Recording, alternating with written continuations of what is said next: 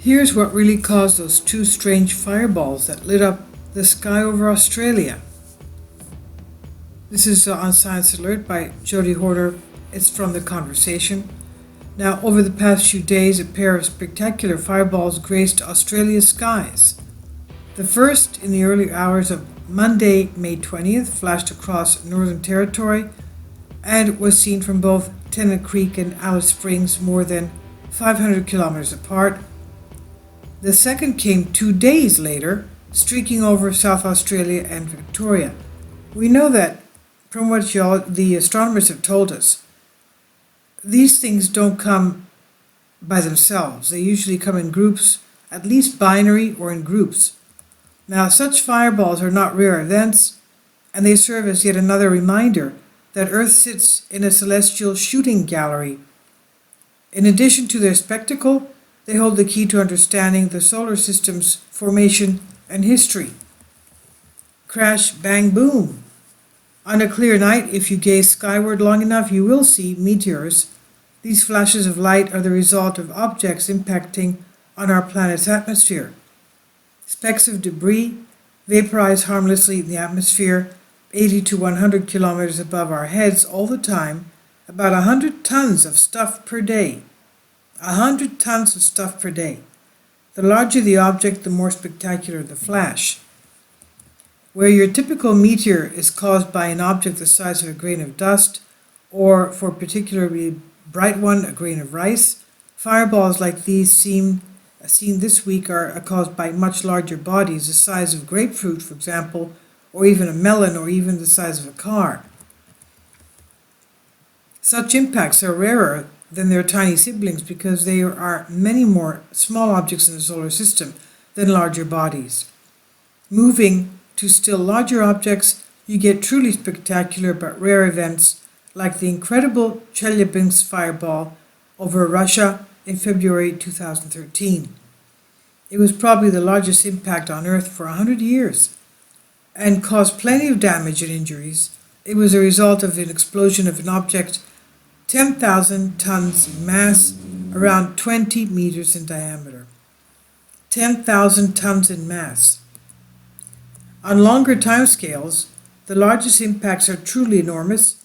Some 66 million years ago, a comet or asteroid around 10 kilometers in diameter plunged into what is now the Yucatan Peninsula in Mexico. And what was the result? It was a crater 200 kilometers across and a mass extinction that included the dinosaurs. Even that is not the largest impact Earth has experienced. As we saw in a couple of videos back concerning this, we found that the Hudson Bay area, that oval opening which has water, of course, is actually a comet impact site. Hudson Bay, as you know, is just above the Great Lakes, and that's a comet impact site of the era of the Younger Dryas, about 12,900 years ago. A huge comet slammed into our Earth. They say it broke up into at least 7 large pieces, if not also tiny fragments of it, that caused the whole of North America to be burning as these things came pounding onto the Earth, impacting us with flaming, fiery balls that caused widespread wildfires across the continent. And the geologists have found the evidence of soot from fires over and in between sediments dating from that era. Now, impacts, as we saw, we have these impacts and causing, of course, mass extinctions. The Younger Dryas, the dinosaur extinctions. Now, even that is not the largest impact the Earth experienced back in our planet's youth. It was a victim to truly cataclysmic events when it collided with another object the size of Mars, they say. And when the dust and debris cleared, our only solitary planet was accompanied by the Moon. So the Moon, they say, was actually part of the Earth. Impacts that could threaten life on Earth are thankfully very rare, while scientists are actively searching to make sure no extinction level impacts are coming in the near future. it really isn't something we should lose too much sleep about. Similar impacts like those seen earlier this week come far more frequently, the tiny ones that is. Indeed, footage of another fireball reported early this month over Illinois in the United States. In other words, it's not that unusual to have two bright fireballs in the space of a couple of days over a country as vast as Australia. Pristine relics of planet formation. These bright fireballs can be an incredible boon to our understanding of the formation and evolution of our solar system.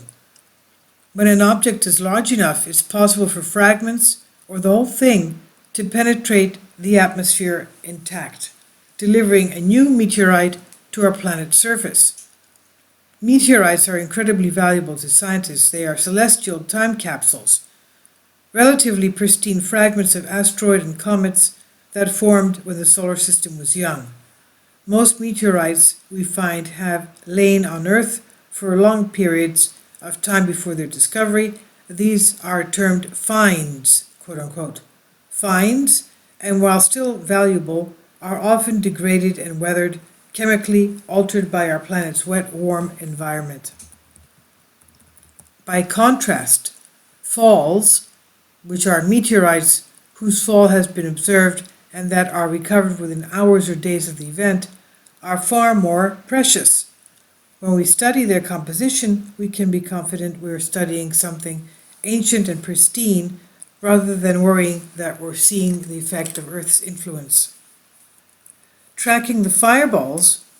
For this reason, the Australian Desert Fireball Network has set up an enormous network of cameras across our vast continent, they say, in Australia. These cameras are designed to scour the skies all night, every night, watching for fireballs like those seen earlier this week. And if we can observe such a fireball from multiple directions, we can triangulate its path, calculate its motion through the atmosphere, and work out whether it is likely to have dropped a meteorite.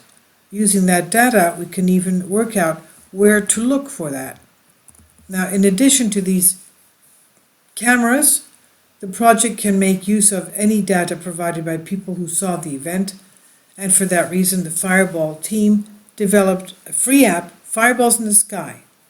It contains great information about fireballs and meteor showers, and has links to experiments tied into the national curriculum. More importantly, it also allows its users to submit their own fireball reports.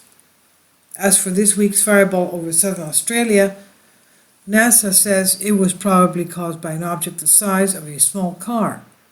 As for finding any remains, they are now likely lost in the waters of the Great Australian Bight. This is from Jody Horner, Professor Astrophysics, University of Southern Queensland, and the article is republished from the Conversation on Creative Commons, and this is on Science Alert. I'll leave a link below for you for this.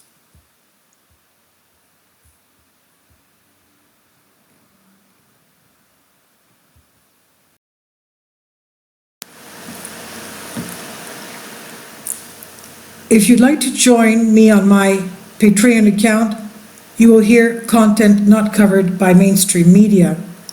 These riveting stories will be based on my research, and I will state my opinions and give my personal insight on diverse and controversial subjects and world events not covered by mainstream media, and not supported by YouTube guidelines. So whatever I have on my Patreon, most of those will not be on my YouTube channel. Please consider becoming a member today. More of the most significant and important videos will be on my Patreon channel. Your support helps me to continue my research and keeps this YouTube channel alive. And we depend on your support, your generous charity, because we help economically challenged families here in Athens, Greece, in Kapota, and we also help the young generation with university tuition and the community around our church. Thank you.